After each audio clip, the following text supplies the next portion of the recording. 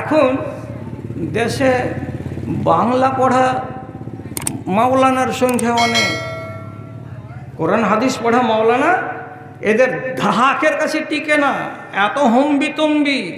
গত পরশুদিন 3 দিন আগে মুর্শিদাবাদের এক মাওলানা একদম বলছে কি যে বিড়ি খেতে গেলে আর সিগারেট পান করতে, জর্দাখড়ি করতে গেলে, গুল খৈনি করতে গেলে 40 দিন তার নামাজ কবুল হবে না।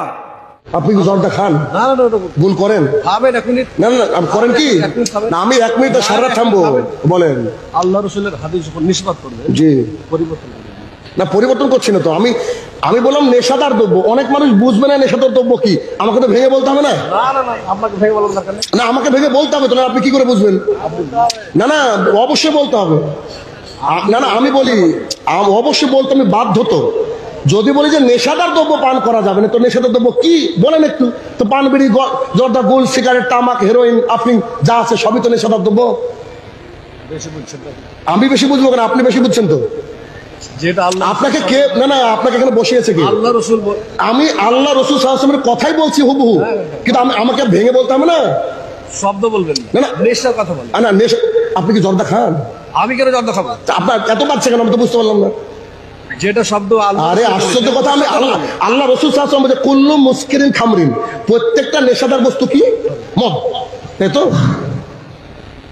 ব্রাদার্স, যারা ব্রাদার্স বলতেও বোঝাইতে চাইছেন যে যারা জেনারেল শিক্ষিত কিন্তু কিছু হয়তো দিন চর্চা করেছেন, মাদ্রাসায় ওইরকম পড়ে কোরআন হাদিস সরাসরি বুঝেন না, মানে আরবি ভাষা বুঝেন না, আর তারা কিভাবে দাওয়াত দিবে? তারা তাদের জায়গায় থেকে সীমিত ভাবে দাওয়াত দিতে পারে, কিন্তু তারা স্টেজে বসে যাবে, আর কিছু আলেম রাজা মেসালফে ফারিক বসে আছে, আর বিভিন্ন মাদ্রাসা থেকে ফারিক বসে আছে, আর তারপরে ওকে বসিয়ে দিয়েছে জনগণ। তো ব্যাস, কার ভাষা বেশি ভালো, কার লোক ফলোয়ার বেশি রয়েছে, ভক্ত বেশি রয়েছে, কে প্রধান বক্তা হয়ে এসছে, দ্বিতীয় প্রধান বক্তা বানিয়ে ব্রাদারকে, আর তারপরে ফতোয়ার স্টেজে বসে ফতোয়া দিতে শুরু করবে। এটা জানেন।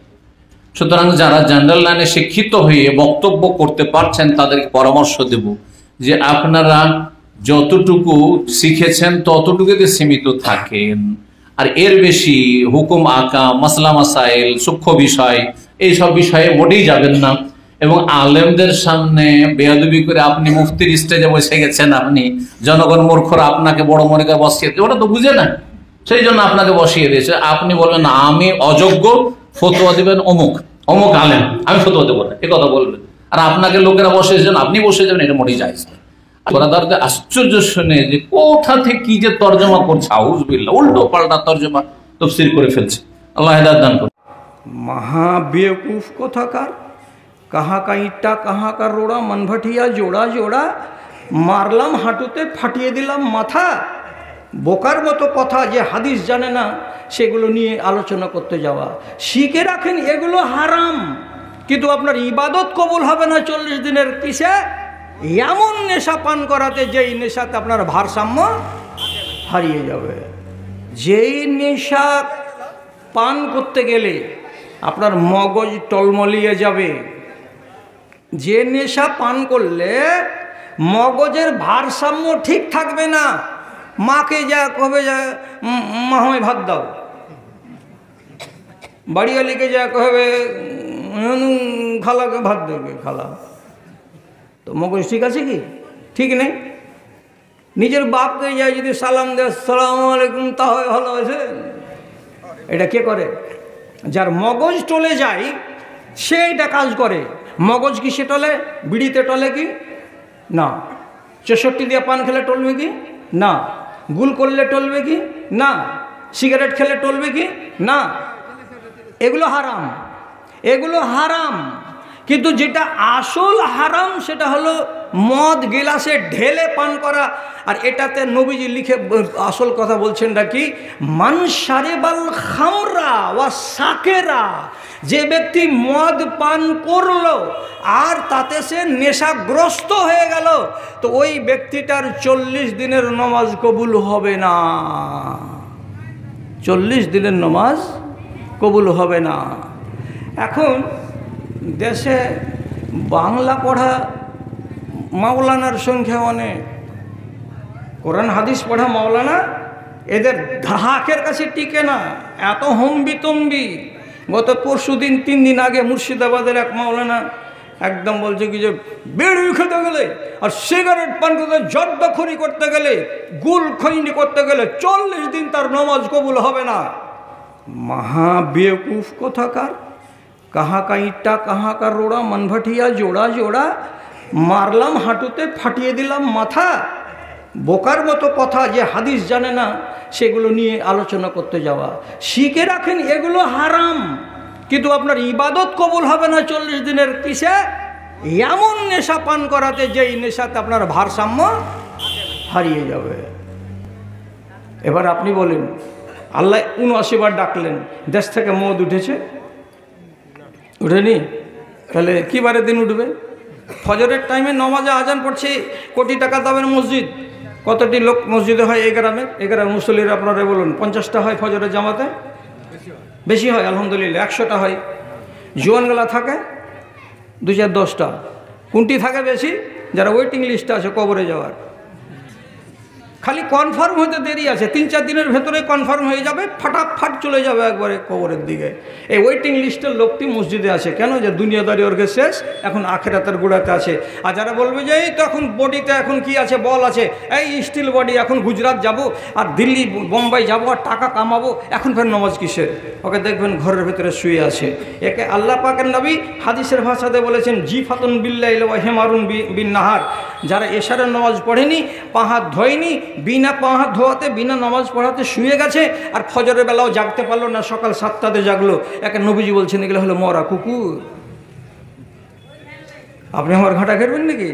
তুই কেন এই ভাষাটা বলছিস? আরে তা আমার বাপের জমিদারিতে আছে কি? শিয়ালের বিলে আমার বাপের 12 বিঘে জমি আসে, তো ওখান থেকে কেটে এনেছি আমি। এটা তো নবীজি হাদিসে বলছেন জিফাতুন বিল্লাইল ওয়া হিমারুন বিন নাহার। এ মানুষগুলো হচ্ছে কি মরা কুকুর, সব শুয়ে আছে মরা কুকুরের মতো। যেন মরা কুকুরকে ড্রেনের পাশে ফেলে দিয়ে আসবেন বুধবার, শুক্রবারের বার 3 দিন পরে যদি দেখবেন তো ওই যে ট্যাং চাড়া ছিল তো ট্যাং চাড়াই আছে, আর বদলি নাই। তাহলে আপনি এবার বলুন যে আল্লাহ রাব্বুল আলামিনের এতবার করে ডাক দেওয়াকে আমি আজ পর্যন্ত স্বীকৃতি দিতে পারিনি, তাহলে আমি মুসলমান না মুমিন? এবার আপনাকে নিজেকে নিতে হবে কলম দিয়ে। রাসূলুল্লাহ ডাকছেন আপনাদেরকে, এক গাদা ডাক দিয়েছেন আল্লাহ পাকের রাসূল হাদিসের ভেতরে। আপনাকে একটা একটা করে খালি শোনাবো কি? 2-4টা আপনাকে উদাহরণস্বরূপ বলছি। নবীজি বলছেন গণকদারের কাছে যাইও না, তকদির পড়ে দিও না, কেউ তকদির পড়ে দিতে পারবে না। গণকদারের কাছে গিয়ে আংটিটাকে হাতে ভরে নিয়ে বলবে কি, এই আংটি যদি ব্যবহার করো তো ধাতু পড়া বন্ধ হয়ে যাবে, এই আংটি যদি পরো তো তাহলে তোমার ফাঁড়া কেটে যাবে, এমন কথা বলে দিয়ে যদি তোমাকে আংটি দেয়, আল্লাহর কসম যে ব্যক্তি কোনো গণকদারের কাছে যাবে সে ব্যক্তি নিজের ইমানটাকে বিক্রি করে দিয়ে আসবে।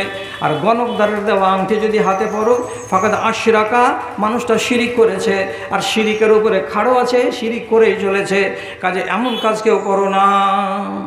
অথচ কত মুসলমানের হাতে দেখতে পাবেন রাশির আংটি লাগানো আছে। আচ্ছা, রসুল কি মানা করেননি? আমার দিকে তাকান, গরু বাছুরের গলায় তোমরা টুনটুনি ঝুলাবে না, নিষেধ আছে। গরু বাছুরের পাশা দিকে কলকি পুড়িয়ে দাগ লাগাবে না, এটা করতে মানা আছে। নবীজি বলছেন পরনার দিকে এমনি করে করে তাকাবে না, এটা নিষেধ করা আছে। তারপর আমি আপনাকে বলছি আল্লাহ পাকের নবী বলেছেন, ও রমণীরা, তোমরা তোমাদের চোখের উপরের এই ভুরু যাকে বলা হয়, ভুরুর চুলগুলোকে চিমটে দিয়ে দিয়ে উপরে উপরে পাতল করে নিও না। কিংবা পার্লারে গিয়ে, বিউটি পার্লারে গিয়ে এমন সুন্দর করে সাজগোজ করবে যে বিউটি পার্লারের লোকেরা তোমার চ্যাপটা ভুরুগুলোকে উপড়ে উপড়ে সরু বানিয়ে দেবে, আর সরু বানিয়ে দিয়ে তোমাকে সুন্দরী বানিয়ে দেবে। এমন কাজ করতে যেও না। তারপরে নবীজি বলছেন পরচুলা লাগিয়ে তোমার চুলগুলোকে বড় করতে যেও না। রাসূলুল্লাহ বলছেন লানাল্লাহুল ওয়াসিলাতা ওয়াল মুস্তাওসিলাতা ওয়াল ওয়াশিমাতা ওয়াল মুস্তাওশিমাতা ওয়াল মুতাফাল্লিজাত। যে নারীরা করে কি, মিস্ত্রির কাছে যায় আর যাওয়ার পরে দাঁতগুলোকে চোখা চোখা করে নেয় যাতে দেখতে ভালো লাগে। যেই মেয়ে ছেলেরা ভুরুগুলোকে উপড়ে পাতলা করে নেয় তাদের উপরে আল্লাহ রাব্বুল আলামিনের লানত হয়। যেই মেয়ে ছেলেরা এবং যেই বেটা ছেলেরা হাতে গোদানি দেয়, হাতে গোদানি গোদানি গোদানি যেগুলো আমাদের দেশে ট্যাটু বলা হয়, যারা ট্যাটু তৈরি করে হাতে, পায়ে, মুখে, কোনো কোনো জায়গায়, এদের উপরে আল্লাহ রাব্বুল আলামিনের লানত। তো রসুল তো অনেক কথা বলছেন, আপনি ওদিকে কান করেছেন কি? আবার বলছি, ভালো করে তাকান, কথার দিকে খেয়াল করুন। নবীজি বলছেন আশরু মিনাস সুন্নাতে, 10টি হলো আমার সুন্নাত। কি কি 10টি সুন্নাত? গলায় পানি দাও দিয়ে গার্গিল করো, কখন? তো ওযুর টাইমে। নাকে পানি দাও দিয়ে নাকটাকে ঝেড়ে দাও, কখন? তো ওযু করার টাইমে। এটা আমার সুন্নাত। নবীজি বলছেন তাকলিমুল আজফারে, নখ যদি বড় হয়ে যায় নখকে কেটে দাও। নাকফুল এবেতে, বগলের চুলগুলোকে যদি হাতে ধরতে পারো তো ধরে ছিঁড়ে ছিঁড়ে ফেলে দাও। তারপরে নবীজি বলছেন কাশু সারেবে, মুজগুলো কেঁচি দিয়ে ছোট করে দাও। তারপরে নবীজি বলছেন ইফাউল লেহিয়াতে, যদি চেহারায় দাড়ি বেরিয়ে থাকে তো দাড়িগুলোকে ছেড়ে দাও, বড় হতে দাও। তারপরে নবীজি বলছেন হালাকুল আনাতে, যৌনাঙ্গে চুল বের হবে, নাভির নিচে চুলগুলোকে 40 দিনের আগে আগে কেটে সাফ করে দাও। তারপরে নবীজি বলছেন বাড়িতে যদি বেটা ছেলে জন্মে তাহলে অল্প কিছু দিনের মাথায় 5 বছরের হতে হতে তার খাতনাটা করে দাও। এগুলো সবই আমার সুন্নাত, সবই আমার সুন্নাত। পথিকের বেশে হয়েছে তোমার এ ধরায় আগমন, সব কিছু ফেলে চলে যাবে তুমি, আসিলে মরণক্ষণ রে, আসিলে মরণক্ষণ। সাঁঝ সকালে এত ছুটাছুটি কেন বা কিসের নেশায়, সম্বল কিছু করো না জোগাড়, বসে আছো কার আশায়। বিচারের দিনে পাশে দাঁড়াবে না কেউ তো আপনজন, পথিকের বেশে হয়েছে তোমার এ ধরায় আগমন। শূন্য হাতে এসেছিলে ভবে, শূন্য হাত চলে যাবে, ধন আর জন গাড়ি আর বাড়ি সবই পড়িয়া রবে রে, সবই পড়িয়া রবে। ছেলেরা তোমায় কবরে শোয়াবে, পরায় বস্ত্র সাদা কাফন, পথিকের বেশে হয়েছে তোমার এ ধরায় আগমন।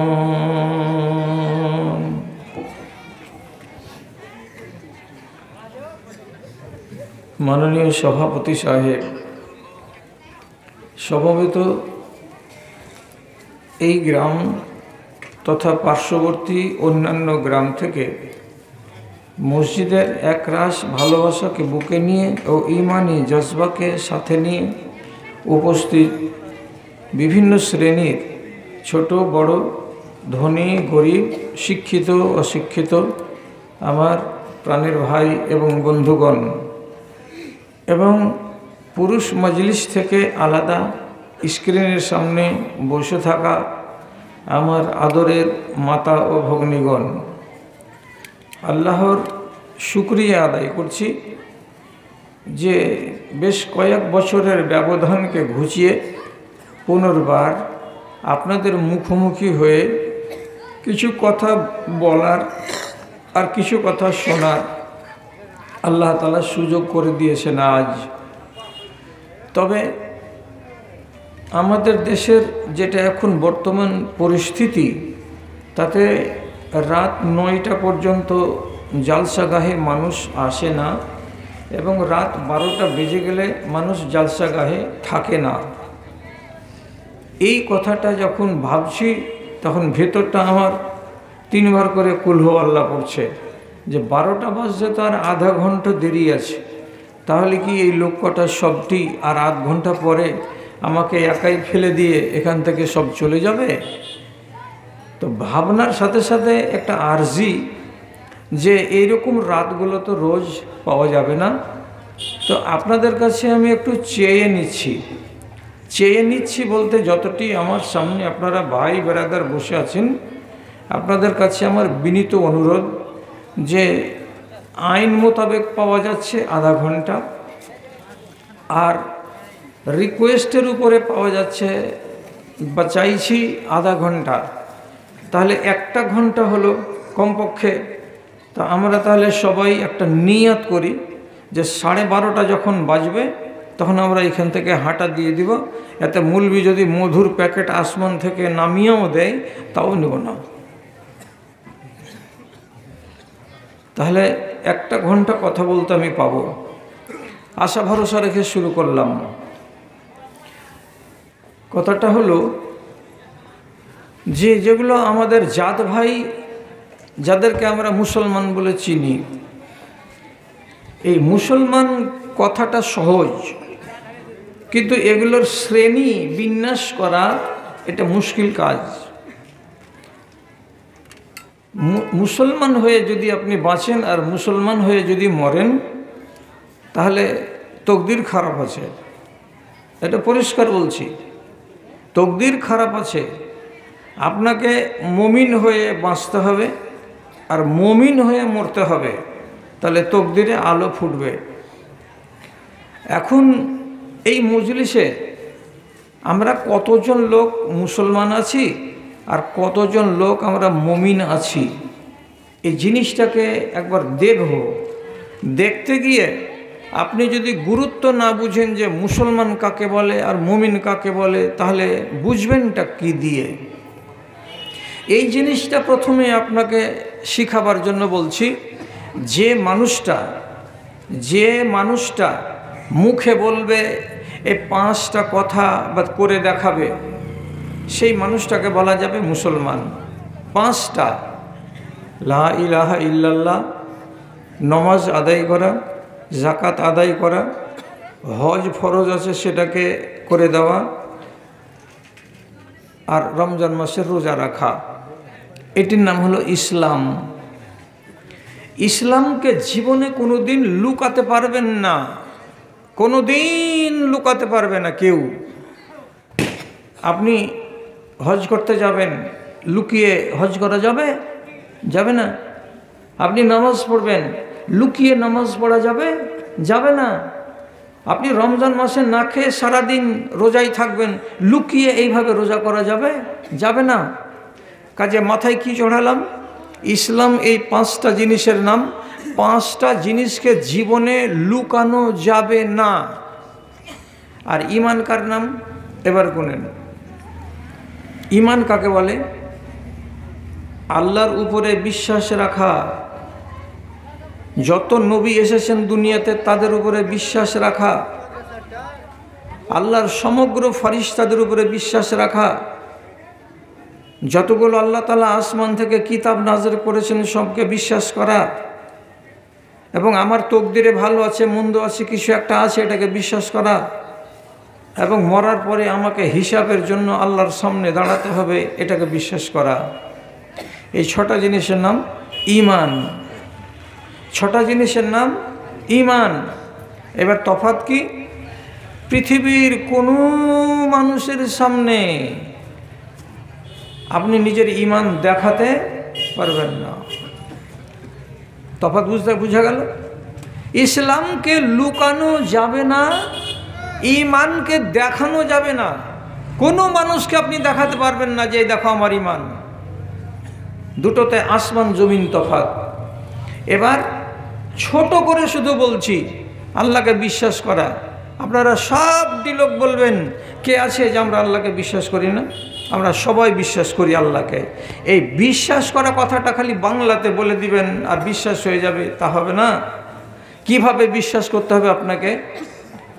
এইভাবে, ওয়া হুয়া মাআকুম আইনামা কুনতুম, যেখানেই তুমি থাকো না কেন, নদীর তলায়, পাহাড়ের গুহায়, বিল্ডিংয়ের ভেতরে, কাচের ঘরে, গাছের উপরে, যে কোনো জায়গায় পৃথিবীর থাকো না কেন, আল্লাহ রাব্বুল আলামিনের রিমোট কন্ট্রোলের মধ্যে আপনি আছেন। 1 সেকেন্ডের জন্য রিমোট থেকে গায়েব হবেন না। কথা বোঝা গেল? এই বিশ্বাসটা গাঢ় করতে হবে অন্তরের ভেতরে। আমার আল্লাহ রাব্বুল আলামিনের আমি চোখের সামনে আছি, আমার রেহাই নেই পার পাওয়ার। আপনাদের মসজিদে সিসি ক্যামেরা লাগা আছে, কাজ ভাঙুক তো কোনো মায়ের লাল। এবার কত বড় বাপের বেটা আছিস, তোকে যদি বের করতে না পারা যায় তো কেন লাগানো আছে ওখানে 50,000 টাকা দামের জিনিস? আপনি আল্লাহ রাব্বুল আলামিনের সিসি ক্যামেরাতে আছেন, এই কথাটা মগজে যতদিন পর্যন্ত স্থির না হবে ততদিন পর্যন্ত আপনি বলতে পারবেন না এই কথাটা যে আমি আল্লাহকে বিশ্বাস করি। একটা উদাহরণ আর দিচ্ছি, সহিহ হাদিসে লেখা আছে ফাইন্নাহু ইয়াসমাউ ইলা দাবিবিন নামলাতিন সাউদা আলা সাখরাতিন সাউদা ফি লাইলাতিন সাউদা। আমার আল্লাহ রাব্বুল আলামিনের চোখ কত তেজ এবং আমার আল্লাহর কান কত তেজ। তিনি বলছেন, নবীজি বলছেন, একটা কালো পিপিলিকা একটা কালো অন্ধকার রাতে একটা কালো পাহাড়ের উপরে পিলপিল পিলপিল পায়ে যে চলছে, তো পিপিলিকাটা উত্তর দিকে যাচ্ছে না দক্ষিণ দিকে যাচ্ছে? কয়টা কালো? 3 রকমের কালো। ঘুটঘুটে অন্ধকার কালো রাত, আবার সেই কালো রাতের ভেতরে কালো পাহাড়, আবার ওই কালো পাহাড়ের ওপরে কালো পিপিলিকা। এত ঘুটঘুটে ঘুটঘুটে অন্ধকারের ভেতরে পিপিলিকাটা যে পা তুলে তুলে যাচ্ছে, আমার রব বলছেন, আমার নবীকে বললেন, আমি কোটি কোটি মাইল দূর থেকে ওই পিঁপড়ের পাগুলোর তলায় যে আওয়াজটা হয় সে আওয়াজটা পর্যন্ত আমি শুনতে পাই, এবং পিঁপড়াটা কোন দিকে হাঁটা দিচ্ছে আমি সেটাও দেখতে পাই। জোরে বলুন সুবহানাল্লাহ। এই আল্লাহর উপরে বিশ্বাস আছে। আপনি এবার ফজরের নামাজ ছেড়ে দিয়ে খুব মজা করে ল্যাপ মুড়ি দিয়ে শুয়ে আছেন, আপনাকে কে দেখবে? ওখানে কি ক্যামেরা যাবে? যাবে না, ঢাকা পড়ে আছে। আপনাকে আল্লাহ তাআলার নজরে আপনি আসলেন না, ফাঁক পড়ে গেল তো গেল, আল্লাহ ধরতে পারলো না। এটা বিশ্বাস করেন? যদি এই কথাটা আপনি বিশ্বাস করেন যে আমাকে কে দেখলো, আমি তো ঢাকা ছিলাম, ঘরের কোণে ছিলাম, তাহলে গেছে গেছে। এইটার উপরে আপনার ঈমান যতক্ষণ মজবুত না হবে ততক্ষণ পর্যন্ত ঈমান মজবুত হবে না। আর একটা কথা বলে দিয়ে আসল কাজের দিকে আসি, সেটা কি? ফেরেশতার উপরে কেন ঈমান আনবো গো? ওরা কি করে? ফেরেশতার উপরে আপনাকে ঈমান আনতে বলা হলো, না হলে আপনি ঈমানদার নন। লম্বা করে ওয়াজ শোনাবো না কেন, যে আমার চেহে নেওয়ার টাইম আছে 12:30। কি ফেরেশতার উপরে আপনি ঈমান কেন আনবেন? তার জন্য আপনাকে বলছি, যাদের বাড়িতে বাংলা কোরআন মাজিদ আছে, মা আর খালা আর খালু যতটি লোক আছেন সবকে বলছি, আরে আদমন ধান বিক্রি করে হলো একটা বাংলা কোরআন রাখবেন বাড়িতে, আর কালকে সূরা কাফটাকে পড়বেন, আর পড়ে পড়ে পড়ে পড়ে দেখবেন বাংলাতে তর্জমা কী লেখা আছে। ওইখানে একটা আয়াত আসবে, মা ইয়ালফিযু মিন কাওলিন ইল্লা লাদাইহি রাকিবুন আতীদ। তোমার মুখ দিয়ে যে একটা কথা বেরোবে, ভালো হলেও তা লিখে নেবে, মন্দ হলেও তা লিখে নেবে, 1 সেকেন্ড দেরি করবে না। আবার ডান কাঁধে ফেরেশতা আছে আল্লাহ রাব্বুল আলামিনের নিযুক্ত করা। আমি কিভাবে চলছি, আমি কোন জায়গায় যাচ্ছি, আমি কি খাচ্ছি, কোন হারাম জিনিসে হাত লাগাচ্ছি, আমের বাগানে আমি কোন নারীর সঙ্গে অবৈধ সম্পর্ক কায়েম করেছি, পার্কে বসে বসে ঝোপের গোড়ায় এটা অচেনা রমণীর সঙ্গে আমি যে প্রেমের খেলা খেলছি, আর যত কিছু কাজ করি না কেন সমস্ত কিছু আল্লাহর ফেরেশতা ভিডিও রেকর্ড করে নিচ্ছেন। শুধু রেকর্ড নয়, ভিডিও রেকর্ড হয়ে যাচ্ছে। বিশ্বাস করতে হবে। আপনি যদি বলেন এগুলো কোথায় পেলে তুমি, ভিডিও রেকর্ড করার কথা? ভিডিও রেকর্ড তো আজকে হলো। আল্লাহ রাব্বুল আলামিন ১৫০০ বছর আগে কোরআনে নাজিল করেছেন ভিডিও রেকর্ডের কথা। যদি না মানতে পারেন তো দেশের যেগুলো আরও ভালো আলেম আছে তাকে জিজ্ঞেস করবেন। কিয়ামতের দিন একটা লোক, ওকে আল্লাহ তাআলা বলবেন তুই আসামি, বলবে আমি আসামি নই আল্লাহ, আমার বাড়ির গোড়া তো মসজিদ ছিল, আমি 5 ওয়াক্তের আজান শুনতাম, আমি নামাজি ছিলাম। আল্লাহ বলবেন তুই আসামি? বলছে জি না, আমি আসামি ছিলাম না। আসামিকে সাব্যস্ত করার জন্য আল্লাহ তাআলা কিয়ামতের দিন 4টা পথ অবলম্বন করবেন, কোনো একটাতেই ধরা পড়ে যাবে বান্দা। একটা পথ অবলম্বন করা হবে সেই দিন। সেটা কি? আল্লাহ কোরআনে লিখছেন, ইয়াউমা তুবলাস সারাইরু ফামা লাহু মিন কুওয়াতিন ওয়ালা নাসির।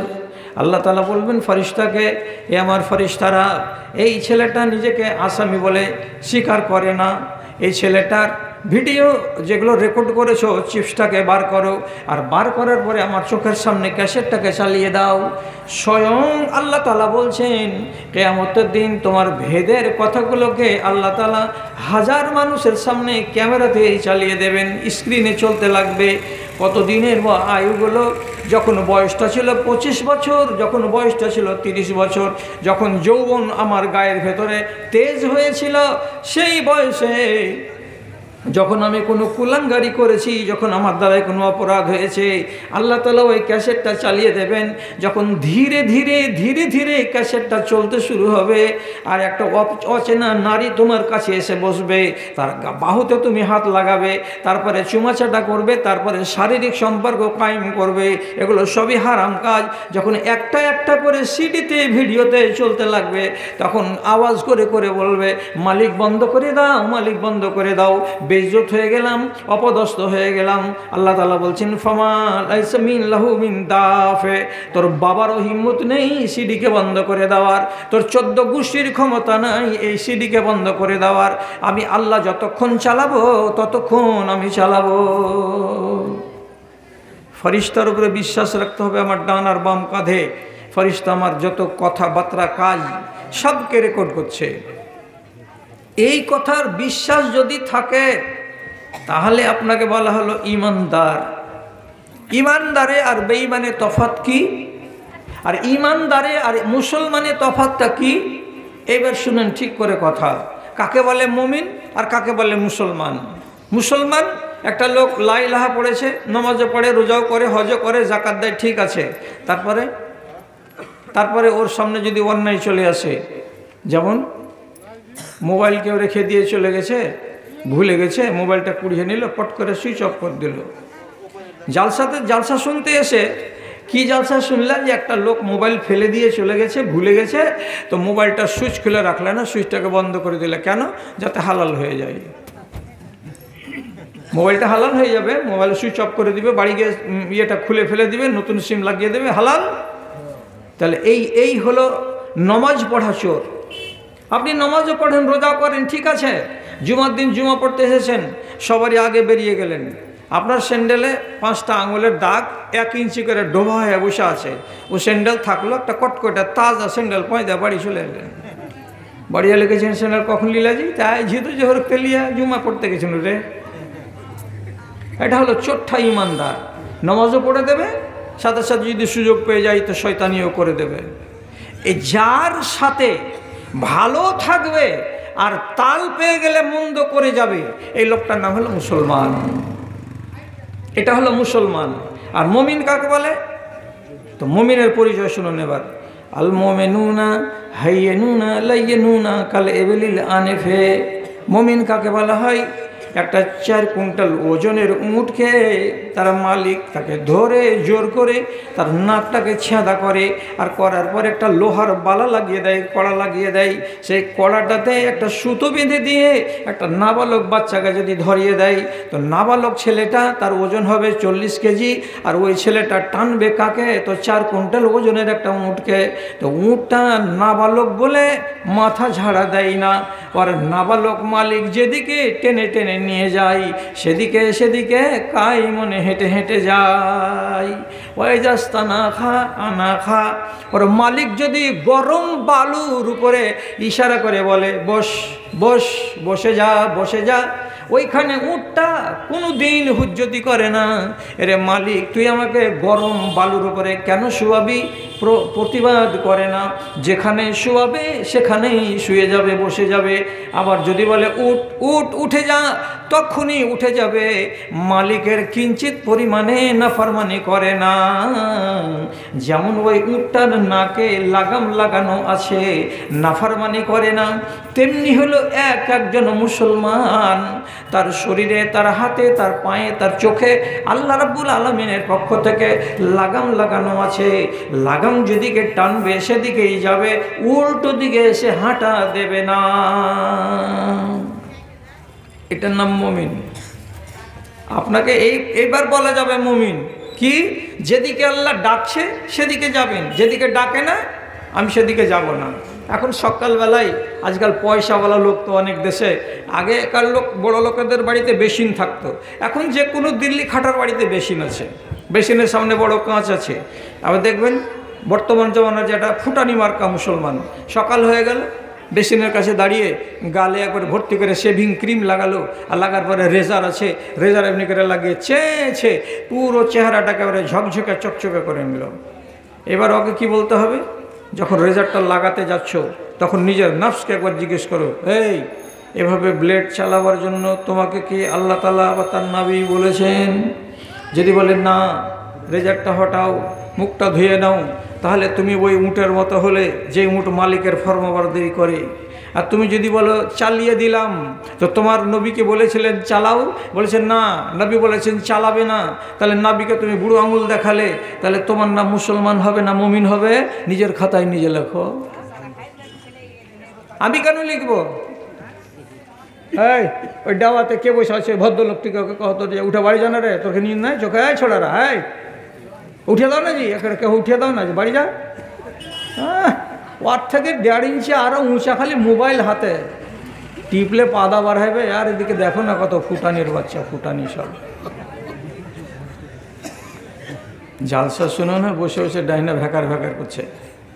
আচ্ছা, তো বুঝতে পারা গেল যে মুসলমান কাকে বলে আর মুমিন কাকে বলে। আপনি কিভাবে মোর জীবনটা কাটাবেন, এবার পরিণামটা বলি। কয় রকমের মানুষ আছে দুনিয়াতে? প্রথমে বলেছিলাম 2 রকমের, এবার খানিকটা সহা হয়ে গেছে আপনার কাজে, আমি এবার পরিষ্কার বলে দিচ্ছি। দুনিয়াতে মুসলমান আছে 3 প্রকারের। এগুলোকে বলা হয় মুসলমান, এগুলোকে বলা হয় মুমিনিন, আর এগুলোকে বলা হয় মুসলেহীন। মুমিন কারা? যারা যেইটুকু আল্লাহ তাআলা ইবাদত দিয়েছেন ফরজ সেইটুকু করে, আর বেশি করতে পারে না, কিন্তু কোনোদিন আল্লাহর অন্যায় মুনকার কাজে হাত দেয় না। মদ খায় না, সুদ খায় না, রান্ডিবাজিতে যায় না, বেশ্যাগিরিতে যায় না, চুরিতে যায় না, ছিনতাই যায় না, রাহাজানি করে না, পরনিন্দা করে না, গীবত করে না, মা বাপকে গালমন্দ করে না, ইত্যাদি ইত্যাদি, কোনো মন্দ কাজে যায় না। বাকি ইবাদতের বেলা ওই যে মেরে কাটা 30 দিন রোজা করে দিতে পারবো, মেরে কাটা 5 সপ্তাহ নমাজ কোনো রকম পড়ে দিতে পারবো, ও সুন্নাত আমি পড়তে টরতে পারবো না, ওই রাতের নমাজ আমি পড়তে টরতে পারবো না, আমি আর নফল রোজা টোজা করতে পারবো না। পারি তো আমি 1 মণ ধান সাদকা দিয়ে দিব, কিন্তু আমি আর অতিরিক্ত 1.5 মণ 3 মণ 4 মণ আমি দিতে পারবো না। মাদ্রাসা মসজিদে জালসা হবে, তো ওখানে টাকা সবাই দিবে, পারি তো 10টা টাকা দিব, 20টা দেবো না, তো আমি 250, 300, 1 বস্তা সিমেন্ট আমি দিতে পারবো না। যে বেশি বেশি করে কাজ করতে পারবে না, খালি ফরজটি করবে কিন্তু মুনকার কাজ করবে না, এই লোকটার নাম মুমিন। কিন্তু ওর ইমানটা হচ্ছে একটু দুর্বল কোয়ালিটির, কিন্তু মুসলমান থেকে ভালো। বুঝতে পারলেন তো? মুসলমান থেকে ভালো এ মুমিন, যদি ওর ইমানটা একটু দুর্বল কমজোর হয়ে আছে। এর থেকে হাই কোয়ালিটির কে? তো মুসলে। মুসলে কার নাম? রমজানের রোজা 30টা সে রাখলো, তারপরে নবীজি বলেছেন রমজানের পরে পরে 6টা যদি শাওয়াল মাসের রোজা রাখো, তাহলে সারা বছর রোজা করার স্বভাব পাওয়া যাবে। লোকটা বলছে ছাড়লাম না, 6টা রোজা করে দিল, এটা হলো নফল। আশুরার রোজা হলো 2 দিন, ওটাকেও ছাড়লো না, করে দিল। তারপরে আরাফার রোজা হলো 1 দিন, ওটাকেও ছাড়লো না, করে দিল। তারপরে নবীজি বলছেন প্রত্যেক সোমবারের দিন আর প্রত্যেক বৃহস্পতিবারের দিন নফল রোজা রাখতাম আমি। তো কোনো মানুষ যদি বলে প্রত্যেক সোমবার এবং প্রত্যেক বৃহস্পতিবারের দিনে আমি রোজা রাখবো, সেটাও রাখতে পারে। আবার নবীজি বলছেন প্রত্যেক চাঁদের 13, 14, 15, 13, 14, 15 3টা দিন নবীজি রোজা রাখতেন। আপনি বললেন ওটাও রোজা রাখবো, তাহলে এমন মানুষটা করলো কি ফরজ রোজার সাথে সাথে অতিরিক্ত নফল রোজা একটাও ছাড়লো না। বেশি কাজ করেছেন, বেশি করেছে। নবজের বেলা 17 রাকাত হলো ফরজ, 12 রাকাত সুন্নাতে মুআক্কাদা। কয় রাকাত হলো? 12 রাকাত হলো সুন্নাতে মুআক্কাদা, 17 রাকাত হলো ফরজ, টোটাল হলো 29 রাকাত। 1 রাকাত ভিতর মিলিয়ে কত হলো? তো 30 রাকাত। 30 রাকাতে কটা সেজদা? তো 60খানা সেজদা। এটি তো দিলাম দেওয়ার পরে আপনি বলছেন আরও সুযোগ আমি নেব। কি নেব? মসজিদে যেমনি প্রবেশ করবে 2 রাকাত নামাজ পড়বে। এটার নাম হয় মসজিদের নামাজ, তাহিয়াতুল মসজিদ, মসজিদের হক, এটাও নামাজ পড়ে। আবার একটা মানুষ আছে কি, বেলা 8টা যখন হয়ে যাবে, মৌলবীর মুখে শুনেছে কেউ যদি বাঁশ নামাজ পড়ে তো আল্লাহ সওয়াব দেয়, এটাকে বলা হয় চাষ নামাজ, এটাকে বলা হয় বাঁশ নামাজ। লোকটা বাঁশ নামাজও ছাড়ে না। আবার একটা লোক আছে এমন যে লোকটা রাইট টাইমে মসজিদে চলে এসেছে, জোহরের টাইমে, জামাত খাড়া হতে এখনো 15 মিনিট দেরি আছে, তো জোহরের ফরজ নামাজের আগে 4 রাকাত যেটা সুন্নাতে মুআক্কাদা ছিল ওটা পড়ে নেওয়ার পরে মনে মনে বলছে বসে বসে সময় না কাটিয়ে আরও 2 রাকাত পড়ে দিই, 4 রাকাত পড়ে দিই। 2 রাকাত 4 রাকাত পড়ে দিল, এটা হলো নফল নামাজ। লোকটার জি ভরলো না, তখন সে করলো কি, রাতের বেলায় রাত্রি 1টা-1:30টার সময় উঠে গিয়ে তারাবির নামাজ পড়তে শুরু করলো। 8 রাকাত তারাবির নামাজ এবং 3 রাকাত ভেতর 11 রাকাত নামাজ সে পড়ে দেয়। এরকম করে অতিরিক্ত নামাজ যারা পড়ে দেয় তো তাকে বলা হয় মুসলে। এই লোকগুলোর চরিত্র হলো সব ক্ষেত্রে বেশি বেশি করে ইবাদত করা। এ হলো হাই কোয়ালিটির মুমিন। এই 2 কোয়ালিটির মুমিন মরার পরে বিনা হিসাবে জান্নাত যাবে। বলুন আলহামদুলিল্লাহ। বিনা হিসাবে জান্নাতে যাবে, এদের হিসাব হবে না। একবার হবে না, কিছু হবে। কেমন হবে? আল্লাহ তাআলা ডাকবেন, ওই শোনো, কি নাম? মকবুল হোসেন, বাড়ি কোনটে? ভৈরবপুর। ওহো, যাও ওটা যাও। হিসাব হয়ে গেল, হিসাব হয়ে গেল। এটা আল্লাহ সবই জানেন যে এই মকবুল হোসেনটা কেমন, এটাই হিসেব। আর আরেকটাকে ডাকবে, এই তোমার নাম কি? হ্যাঁ নাম জাদ আলী। তো তোর মাথার চুল তো দেখে লাট্টু মার্কা লাগছে, আগা দিয়ে খাড়া। হিসাব দিতে হবে। যখন এর কাছে হিসেব চাইবে এর গোদলা গরম হয়ে যাবে, আল্লাহ কোন কথা কইছো তুমি? যার কাছে নবীজি বলছেন হিসেব আল্লাহ তাআলা চেয়ে নিলেন, এবার তুমি লেখেলে যে চলে গেলাম রসদ তলে। আর যার কাছে রব্বুল আলামিন হিসাব চাইবেন না, খালি হাজিরি চাইবেন, আমজাদ আলী এসো, বাড়ি কোথায়? জন্নাতুর। ও দক্ষিণ মাথার, চলো যাও। এটাকে কোরআনে আল্লাহ তাআলা কি বলছেন? হিসাবান ইয়াসিরা। এমন হিসাব হবে যে আসান আসান আসান হবে। আরেকগুলো হিসাব কি হবে?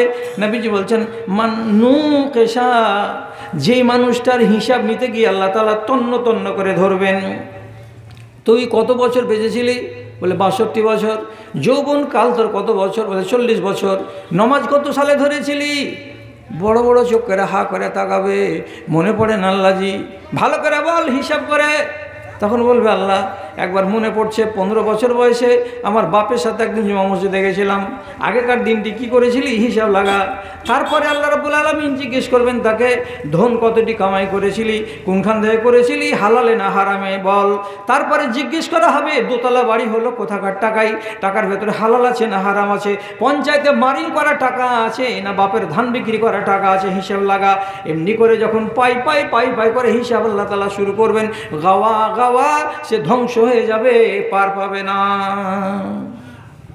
জি, তাহলে কি বুঝতে পারছেন? বোঝা যাচ্ছে এই যে কিয়ামতের দিন বিনা হিসাবে জান্নাতে যাবে 2 দল, একগুলো হলো মুমিনিন আর একগুলো মুসলিহিন। আর যারা মুসলমান আসবে তারা, তাদের বেলা দাঁড়ি পাল্লা একদম পরিষ্কার। কার কার মুখস্থ আছে জি সূরা ইজা জুলজিলাতিল আরজটা দেখাও তো। আরে দেখাও না, হাত তুলে। ইজা জুলজিলা কয়টা লোকের আছে? ঘুরে ফিরে 15-20 আর বাকিটি হুমাদারি। ওই সূরাটাতে লেখা নাই ফামান ইয়ামাল মিসকালা যাররাতিন খাইরান ইয়ারা ওয়া মান ইয়ামাল মিসকালা যাররাতিন শাররান ইয়ারা।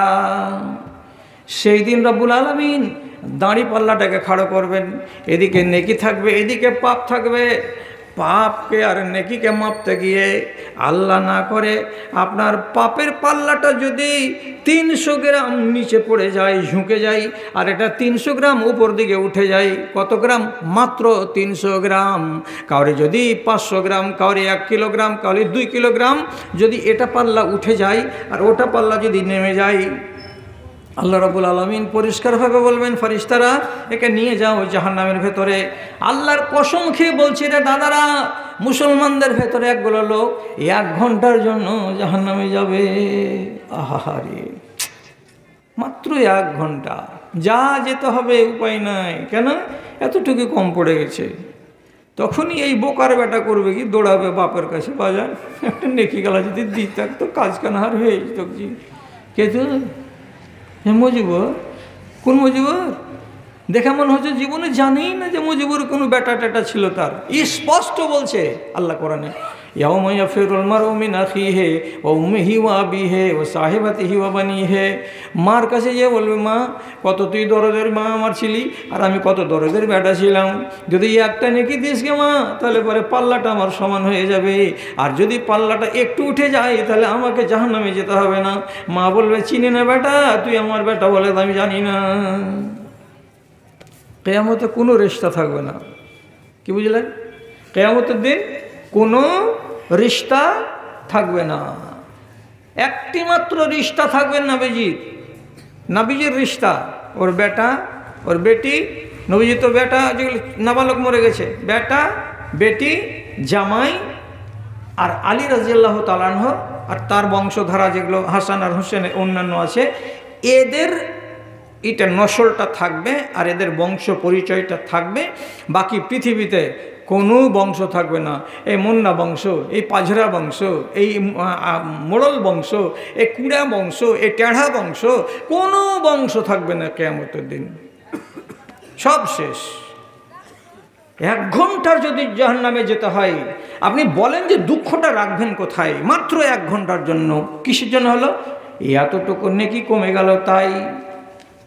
কিছু কিছু মুসলমানকে 1 দিনের জন্য জাহান্নামে যেতে হবে, কেন যে তার এতটুকু পরিমাণ কমে গেছে।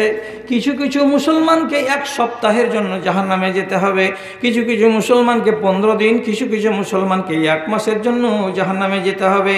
আবার এমনটা যদি হয়ে যায়, তোমার নেকি এবং তোমার বদি, তোমার পাপ যদি দুটোই সমান হয়ে যায়, দুটোই যদি সমান হয়ে যায়, আল্লাহ রাব্বুল আলামিন বলছেন তোমাকে জান্নাত এবং জাহান্নামের মাঝখানে একটা মাস্টার প্ল্যান বাঁধ তৈরি করা আছে।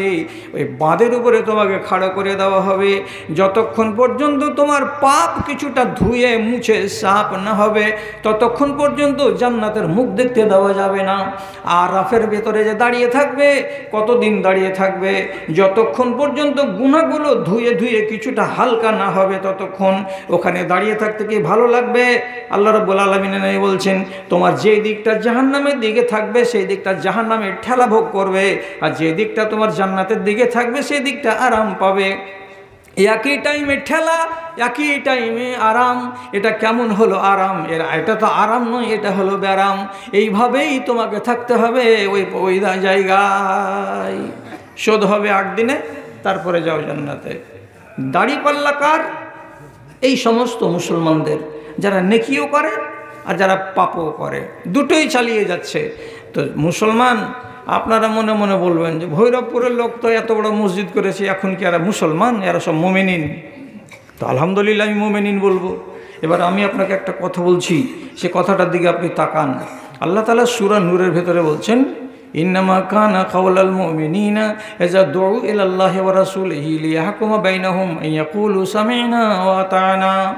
যারা মুমিন হবে তাদের পরিচয় হবে এটাই, যখন কোনো মানুষ তাদেরকে ডাকবে আল্লাহ রাব্বুল আলামিনের দিকে এবং তার নবীর দিকে, তখন লোকগুলো শুনবে কথাগুলো, শোনার পরে বলবে সামি'না ওয়া আতা'না, শুনলাম রে বাবা, শুনলাম, দোকান দিয়ে শুনলাম। আর তারপরে পরে বলবে আতা'না, আমরা মেনে নিলাম, এটা অন্তর থেকে মেনে নিলাম। শুনলাম আর শোনার পরে মেনে নিলাম। যারা এই কথাটা বলবে, শোনার পরে মানার যারা স্বীকৃতি দেবে, তারা কি? আল্লাহ তাআলা তখন বলছেন উলাইকা হুমুল মুফলিহুন, এই লোকগুলো হলো কল্যাণপ্রাপ্ত লোক, এরাই নাজাত পাবে কিয়ামতের দিন। তাছাড়া যারা শুনে তারপরে মানে না, এই লোকগুলো কল্যাণপ্রাপ্ত নয়। যারা শুনেও না, যারা মানেও না, তারা কল্যাণপ্রাপ্ত নয়। শর্ত কি দিলে? সূরা নূর বাংলা তরজমা যার বাড়িতে আছে 51 নম্বর আয়াত। আল্লাহ তাআলা যে বললেন, যে ডাকবে এদেরকে আল্লাহ এবং রসুলের দিকে, কথা শুনবে আর শোনার পরে বলবে শুনলাম আর অন্তর থেকে মেনে নিলাম, তুমি কামিয়াব। এইবার আপনি বলুন আল্লাহ তাআলা আপনাকে ডেকেছেন কোরআন মাজিদে টোটাল ৭৯ বার। আওয়াজ করেন কয়বার? ৭৯ বার। কি বলে ডাকছেন আল্লাহ তাআলা? দাদারে ভালো করে কথাগুলোর প্রতি গুরুত্ব দাও। এই যে বুড়া বটগাছ আছে, আমি না কখন যে উল্টা পড়বে তো কোনো ঠিক ঠিকানা নেই। আমি যতক্ষণ সময় আপনার গত করব, পাই পাই করে আপনাকে ভালো ভালো কথা আপনার মগজে দিয়ে যাব। আবার আর একদিন বলবেন যে এ কথা তো আমাদেরকে কেউ বলেনি। কেউ না বললে তার দোষ, আমার দোষ নয়। আপনাকে আমি বলে দিচ্ছি, ঠিক করে কথাগুলোকে শুনুন। কোরআন মাজিদে আল্লাহ তাআলা আপনাকে ডাকলেন কতবার? ৭৯ বার। কি বলে ডাকছেন? ইয়া আইয়ুহাল্লাযীনা আমানু, ইয়া আইয়ুহাল্লাযীনা আমানু, হে ঈমানদার লোকেরা। তারপরে রব্বুল আলামিন কি বলবেন? সোজা কথা, ৭৯ বার ডেকেছেন ৭৯টা কথা বলার জন্য। ঠিক নেবে? ঠিক ৭৯ বার ডেকেছেন একই কথা বলার জন্য না ৭৯টা কথা বলার জন্য? ৭৯টা কথা বলার জন্য আপনাকে ডেকেছেন। কতবার ডাকলেন আমার মাবুদ? ৭৯ বার ডাকলেন। একবার ডাকছেন আপনাকে কি বলে? ইয়া আইয়ুহাল্লাযীনা আমানু উদখুলু ফিস-সিলমি কাফা। ও মুমিনেরা, যত দুনিয়াতে বেঁচে আছো, জগন্নাথপুর আর টালবাংরুয়ার সিরিজ বনাম আর ভৈরাপুর সব মুসলমান মুমিনকে বলছি, তোমরা ইমানের সীমানার ভেতরে সম্পূর্ণরূপে প্রবেশ করে যাও। ইমানের সীমানাতে থাকো, ইমানের বাইরে থাকিও না। দাদারা চালা করেন তো একটু। বুড়ি কাবাডি তো খেলেছেন ছোটোকালে। তো বুড়ি যে ঘরখানে থাকো, এটা বড় না ছোট? ছোট। বুড়ির যদি পাখানটা আঁকের উপরে থাকে আর আপনি যদি ওকে ছুঁয়েলেন, ওইটা পুড়িল হয় না? হয় না? পুড়িল হয়। আঁকে পা কেনে দিলি তুই? তোকে থাকতে হবে আঁকের ভিতরে। আঁকে কেন পা এলো? কিন্তু খেড়ুরা যে ঘরের ভেতরে আছে, ওখানে আঁকে পা লাগলে কোনো ক্ষতি হবে না। কিন্তু বুড়ি যে ঘরের ভেতরে আছে, সে ঘরের আঁকের ভেতরে তোমাকে থাকতে হবে। আঁকে পা দিতে গেলেই তুমি দাগি। আল্লাহ তাআলা কি বলছেন? ইসলামের যেটা সীমানা আছে, সীমানার ওই পারে থাকিও না, সীমানার এই পারে চলে আসো। একবার ডাকলেন। এখন এই ডাকটাকে নিয়ে যদি আপনাকে বলি, এই গায়ের লোক, কতটি সীমানার ভিতরে আছো? তাহলে ওখান থেকে একটা লোক বলছে, সীমানাটা কত বড় আছে দেখাও। তাহলে তার ভিতরে থাকবো? সীমানাই তো চিনি না আমরা। তো সীমানা আগে চিনবেন, তারপরে বলবেন যে সীমানার ভেতরে আমি আছি বা আমি থাকবো। এটা তো সত্যি কথাই। তাহলে তাকান সীমানাটা কত বড়। সীমানাটা আল্লাহ রাব্বুল আলামিন কেমন করে বানিয়ে রেখেছেন আপনার জন্য। ইন্নাল লিকুল্লি মালিকিন হিমান ওয়া ইন্না হিমাল্লাহি মাহারিমুহু। বাংলাদেশের দেশটার চৌহদ্দি আলাদা, ভারতবর্ষের চৌহদ্দি আলাদা, নেপালের চৌহদ্দি আলাদা। প্রত্যেক দেশ নিজের বর্ডারে মিলিটারি খাড়া করে রেখেছে। তুই যেন এদিকে না আসতে পারিস, তেমনি ভারতের বিএসএফ দাঁড়িয়ে আছে বর্ডারে, তোরা যেন এই দিকে আসতে না পারিস, আর এদিকের লোক যেন ওই দিকে যেতে না পারে। বর্ডারে সিকিউরিটি ফোর্স খাড়া করে রাখা আছে।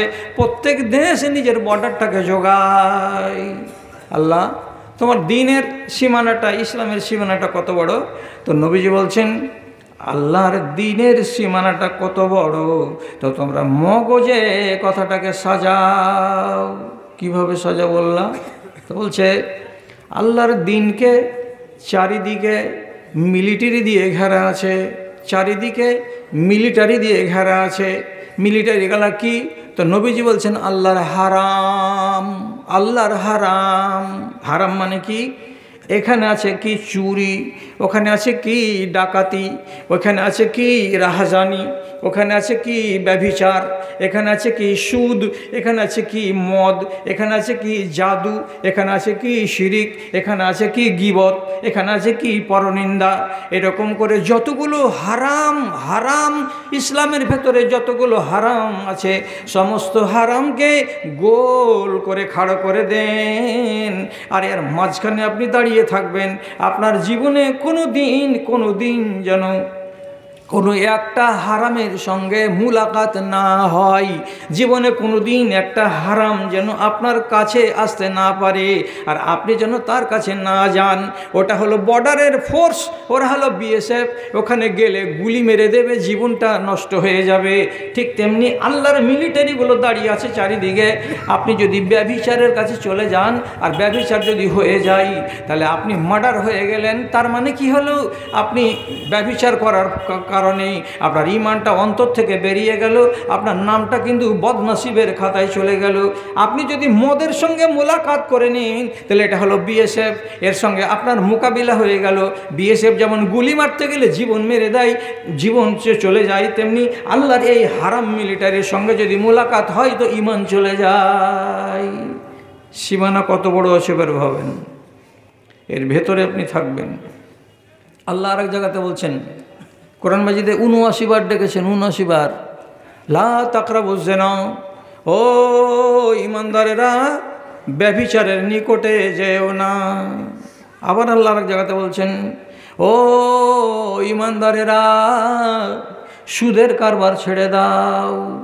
আর একবার আল্লাহ তাআলা কোরআন মাজিদে অন্য জায়গাতে ডেকে বলছেন, ও ঈমানদারেরা যখনই আজান কানে পড়ে যাবে, নুদিয়ালিস সালাতে মিয়ামিল জুমাতে ফাসাউ ইলা যিকরিল্লাহ, সাথে সাথে কাজ ফেলে দিয়ে মসজিদে যাও।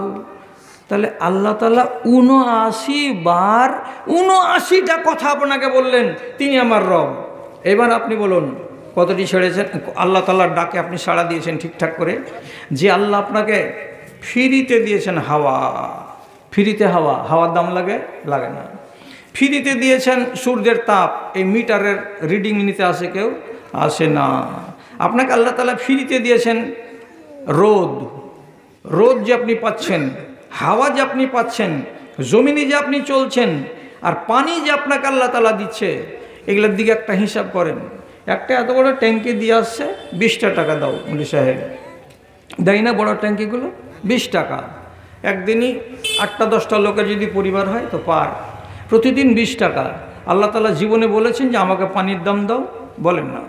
কোনো খাতাতে লেখা নাই, শরীয়তের কোনো জায়গাতে লেখা নাই যে আল্লাহ তাআলা পানির দাম চেয়েছেন।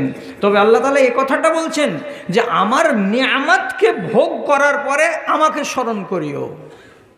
হাওয়া নাকে টানছেন, আল্লাহ তাআলা যদি হাওয়াকে অর্ডার করে বলে যে এই 5 হাত উপরে উঠে যা, নিচে থাকবি না, হাওয়া আছে কিন্তু 5 হাত উপরে আছে, এবার বাপ বেটা কী করবেন? কুদ্দা কুদ্দা হাওয়া নেবেন, উপর দিকে উঠবেন আর হাওয়া টানবেন, কতক্ষণ বাঁচবে প্রাণীরা?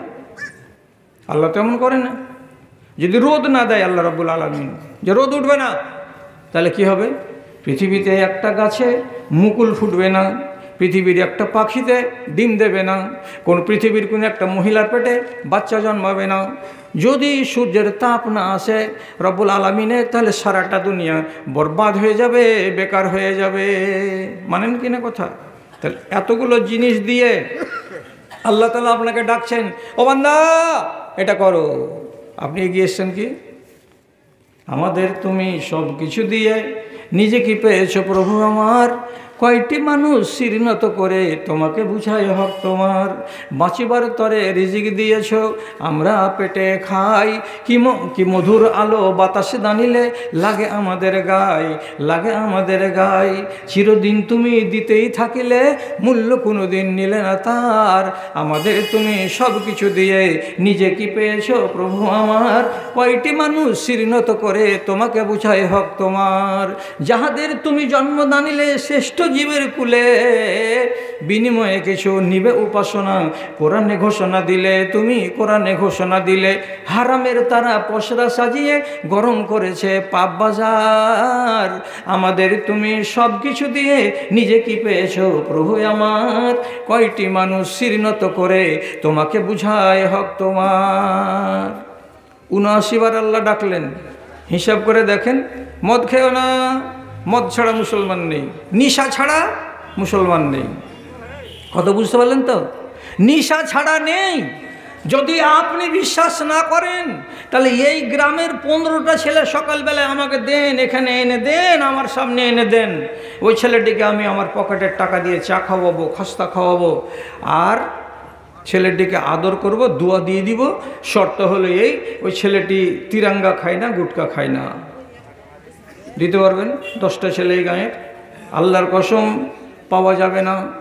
আমার কওম, আমার জাতি ডুবে গেছে, নেশায় ডুবে গেছে, গলা গলা হয়ে গেছে এদের নেশা। কেউ খৈনি খাবে তো কেউ গুল করবে, কেউ তিরাঙ্গা খাবে তো কেউ 8,000 খাবে, কেউ মধু খাবে তো আর কেউ কিছু খাবে। এই খেয়ে খেয়ে খেয়ে খেয়ে আমার বুড়ো কওমটা একেবারে জাহান্নামের দোরগড়ায় পৌঁছে গেছে।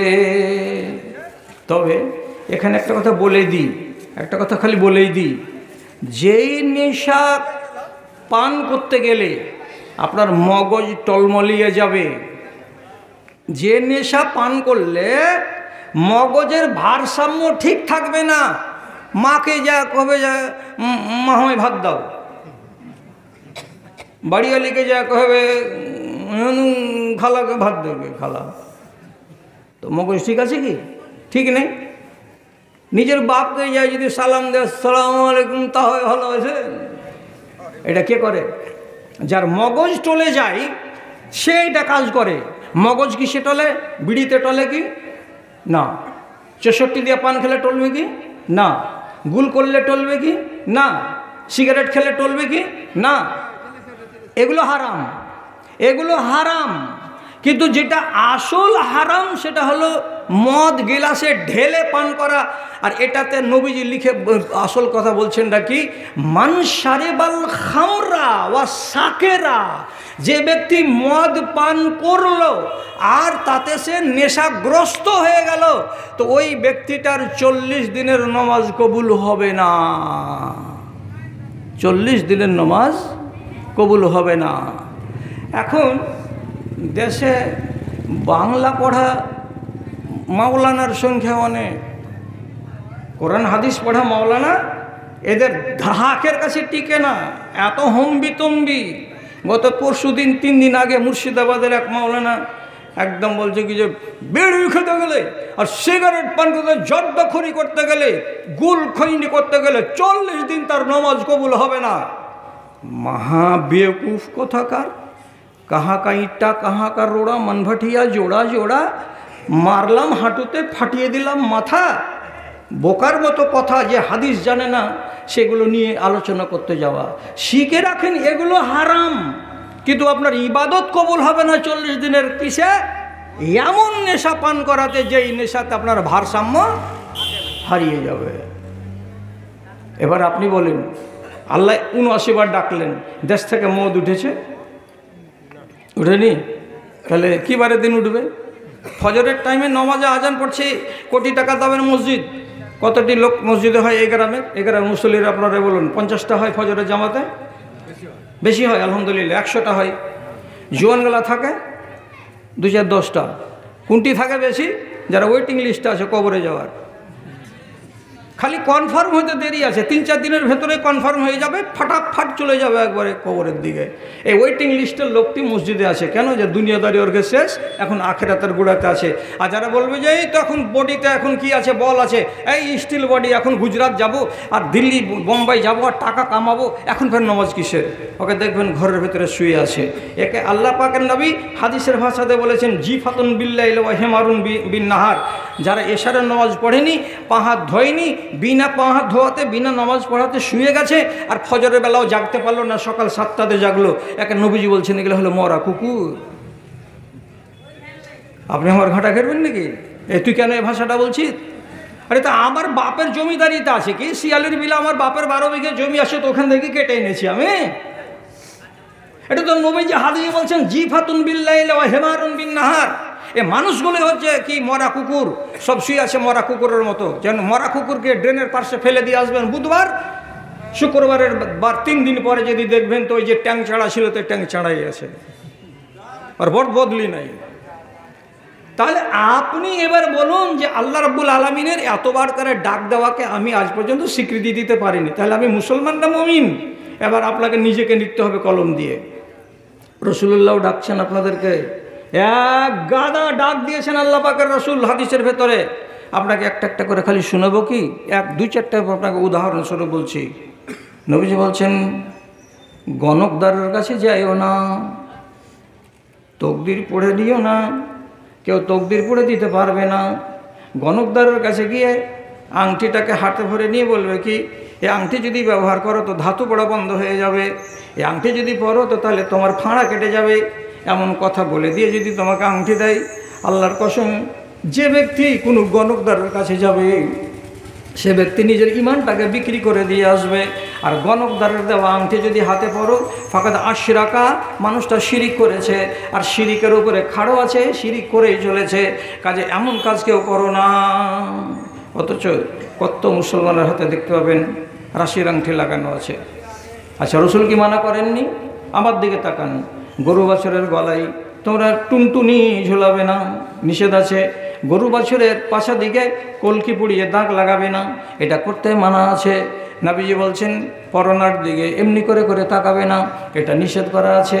তারপর আমি আপনাকে বলছি, আল্লাহ পাকের নবী বলেছেন, ও রমণীরা, তোমরা তোমাদের চোখের উপরের এই ভুরু যাকে বলা হয়, ভুরুর চুলগুলোকে চিমটে দিয়ে দিয়ে উপরে উপরে পাতল করে নিও না, কিংবা পার্লারে গিয়ে, বিউটি পার্লারে গিয়ে এমন সুন্দর করে সাজগোজ করবে যে বিউটি পার্লারের লোকেরা তোমার চ্যাপটা ভুরুগুলোকে উপড়ে উপড়ে সরু বানিয়ে দেবে, আর সরু বানিয়ে দিয়ে তোমাকে সুন্দরী বানিয়ে দেবে।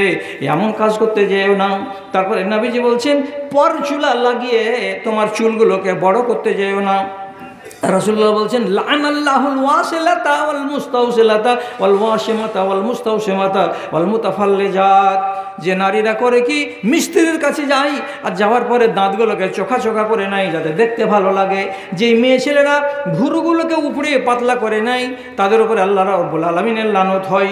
যেই মেয়ে ছেলেরা এবং যেই বেটা ছেলেরা হাতে গোদানি দেয়, হাতে গোদানি গোদানি গোদানি যেগুলো আমাদের দেশে ট্যাটু বলা হয়, যারা ট্যাটু তৈরি করে হাতে, পায়ে, মুখে, কোনো কোনো জায়গায়, এদের উপরে আল্লাহ রাব্বুল আলামিনের লানত। তো রসুল তো অনেক কথা বলছেন, আপনি ওদিকে কান করেছেন কি? আবার বলছি, ভালো করে তাকান, কথার দিকে খেয়াল করুন। নবীজি বলছেন আশরু মিনাস সুন্নাতে, 10টি হলো আমার সুন্নাত। কি কি 10টি সুন্নাত?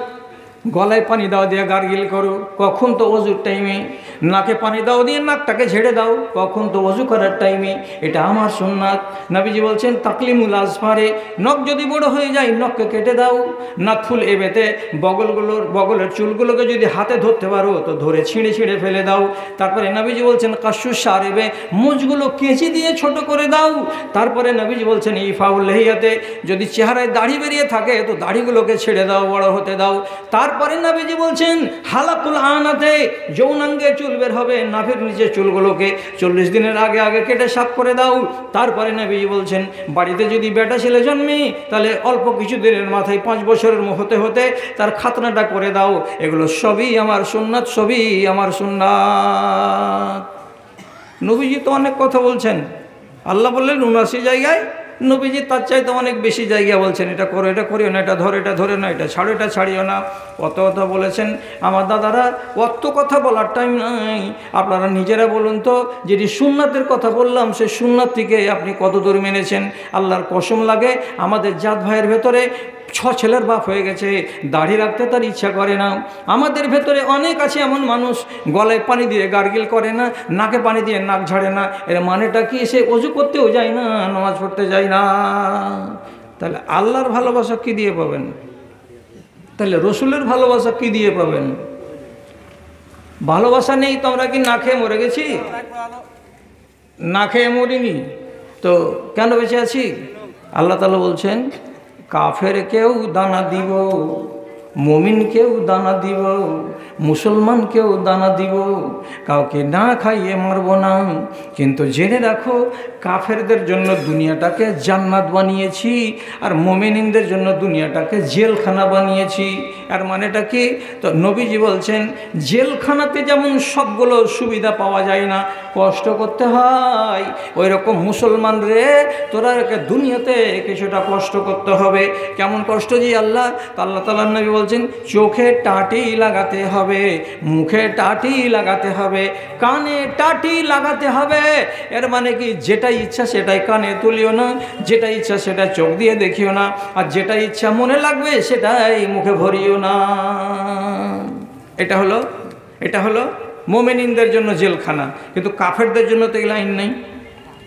ওরা যেটা ইচ্ছা সেটা করতে পারে, যাহা ইচ্ছা তাহা করতে পারে। তাহলে এটা আমার জন্য কষ্ট কি না? এই কষ্টটা যারা মেনে নিতে পারলো তারা হলো কামিয়াব, তারা কামিয়াব। কেন? যে নবীজি হাদিসের ভেতরে বলছেন, খেয়াল করুন কথার দিকে, খেয়াল করুন কথার দিকে। আপনার সাথে আমার কথা করা আছে রাত 12টা বাজতে 10 মিনিট এখনও দেরি আছে। তালগাছি বলছি, ভৈরবপুরের লোক, কথা উল্টা করিয়েন না, কথা উল্টা করিয়েন না। যেটা কথা রিকোয়েস্ট করেছি আপনাদের কাছে, আমার দাবিটাকে রাখেন। আর 9খানা মিনিট কথা বলতে গেলেই 1 ঘন্টা আমার পুরো হয়ে যাবে। আপনি চলে যাবেন তো চলে যাবেন।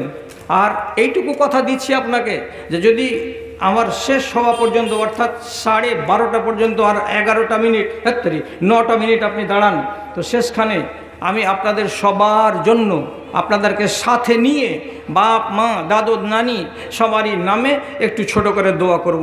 আপনি যদি শরীক হতে চান তো আমি 9খানা মিনিট আপনি আমাকে টাইম দেন, তারপরে আপনি এখান থেকে চলে যাবেন। আমি ওয়াজ করব না, আপনাকে পাকা কথা দিলাম। সেটা কি কথা বলছি? কষ্ট না করলে আপনি সুখ পাবেন না। কেন? কষ্টর মধ্যেই লুকিয়ে আছে আপনার সুখ। কেমন করে লুকা আছে? আপনাকে শুধু একটা কথা বলি, ভালো করে বুঝেন। নবী ইব্রাহিম একটা বেটা পেয়েছিলেন 80 বছর বয়সে। বেটাটার নাম ইসমাইল। আপনি নিজে বলেন তো, 80 বছর বয়সে যদি একটা লোক ছেলে পায়, বেটা পায়, তো কত আদরের হবে।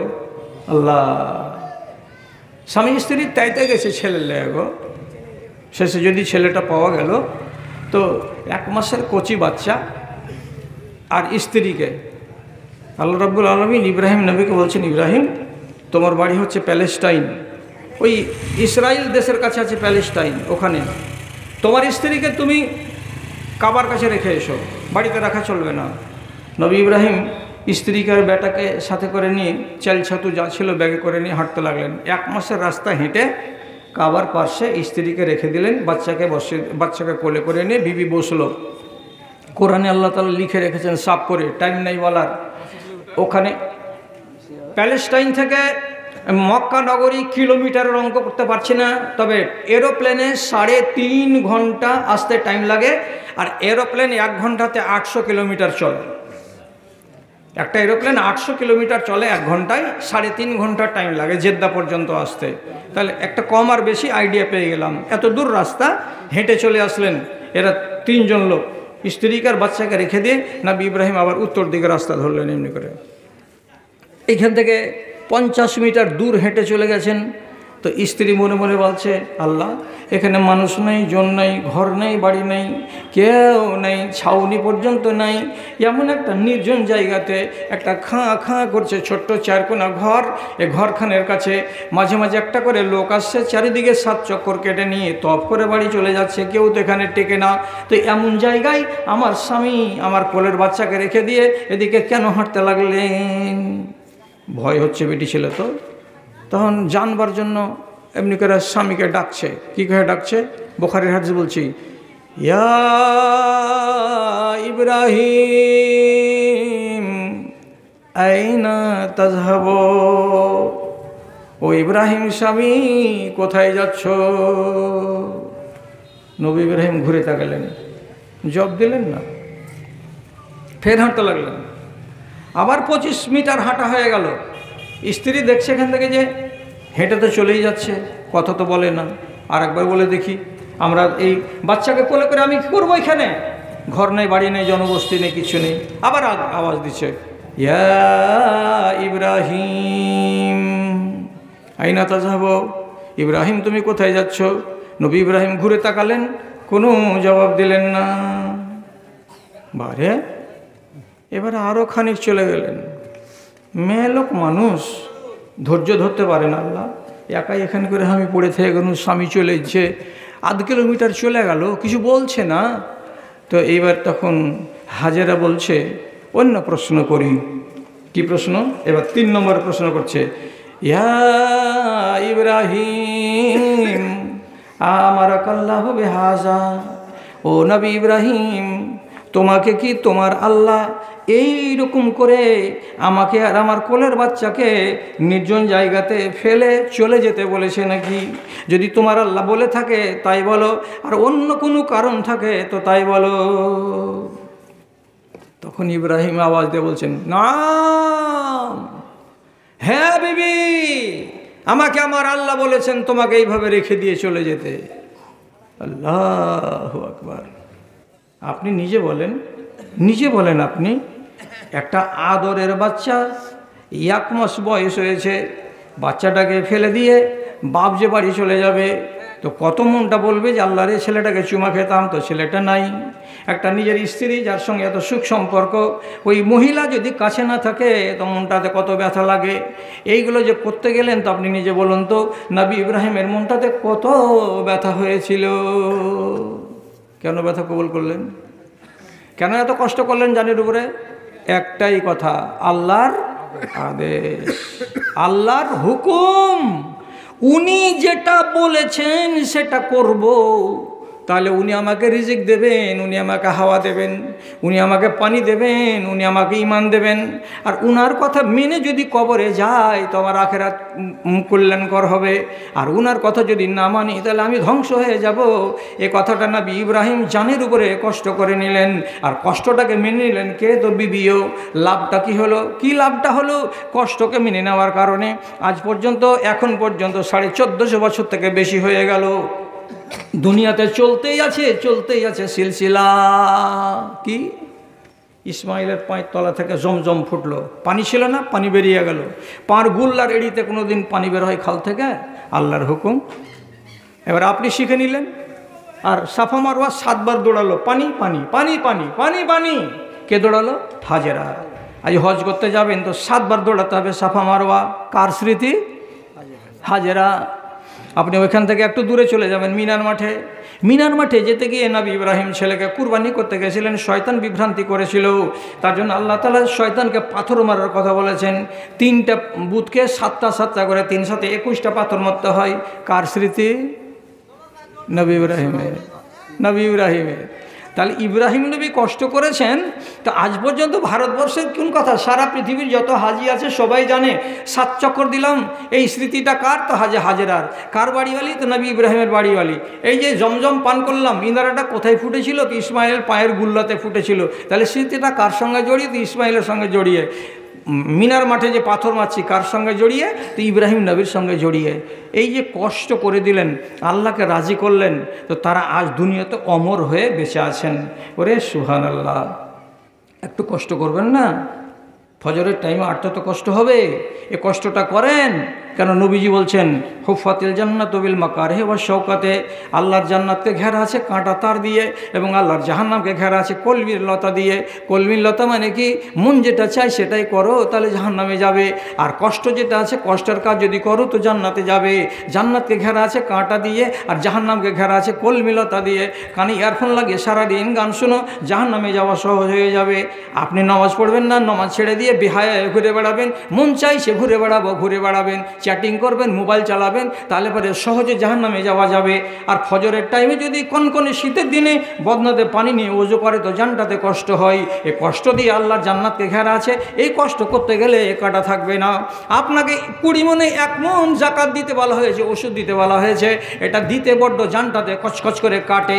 20 মনে 1 মন, 20 মনে 1 মন কেমন করে দিব যে আল্লাহ? তো আল্লাহর হুকুমকে যদি মেনে নেন তো কষ্টটা জানে হবে। আর কষ্টটাকে যদি উপেক্ষা করে এটা কবুল করে নিতে পারেন তো এই কাঁটাটা সরে যাবে। আল্লাহর জান্নাতকে এই কাঁটা দিয়েই ঘেরা আছে। কথা বোঝা গেল? শুধু মনের আনন্দে জীবন কাটাবেন আর বলবেন মরবো, মরার পরে জান্নাত পেয়ে যাব। তো অত খ্যাপা মনে করিয়েন না আল্লাহর জান্নাতটাকে। এটা খুব দামি জিনিস, আর দামি জিনিসকে কিনতে হবে দামি টাকা দিয়ে। আর জানেন, শেষ কথা, আমার টাইম হয়ে গেছে, যেটুকু চেয়ে নিলাম। শেষ কথা, আপনাদের এই দুর্বৃত্তপনার কারণে হাদিসে লেখা আছে আল্লাহর পোকামাকড়গুলো কষ্ট পাচ্ছে মাটির তলায়। আল্লাহ পানি বন্ধ করে দিচ্ছেন, তখন বেচারারা পোকামাকড় কষ্ট পাচ্ছে। আল্লাহ পানি দাও, আল্লাহ পানি দাও। আল্লাহ বলছেন পানি দেওয়া হবে না। কেন পানি দেবে না? বানি আদম বজ্জলনের হয়ে গেছে, এদেরকে পানি দেওয়া যাবে না। শেষের বেলায় নবীজি বলছেন লাউলাল বাহাইম লাম তুমতিরু, দেশে যদি পোকা আর মাকড় আর গরু আর বাছুর আর ছাগল আর ভেড়া অবলা জানোয়ারগুলো না থাকতো, তো আমি তোমাদের মতো মানুষগুলোকে পানি আসমান থেকে দিতাম না। ওদের দয়াতে পানি পাচ্ছি। দাদারা, আপনারা অনেক কথা শুনলেন, আগামী দিনে অনেক কথা শুনবেন যদি বেঁচে বুঝে থাকেন। আপনাদের প্রোগ্রামটা যেভাবে চলেছে আজকে, হুঁশিয়ার মানুষ চালাতে পারেনি। প্রোগ্রামের সেটিংয়ে ভুল হয়ে গেছে, যার কারণে যেগুলো মানে দূর থেকে ডেকে আনা বক্তা, তারাকে দিয়ে দিয়েছেন একবারে কানটাতে ওই শেষ দিকে।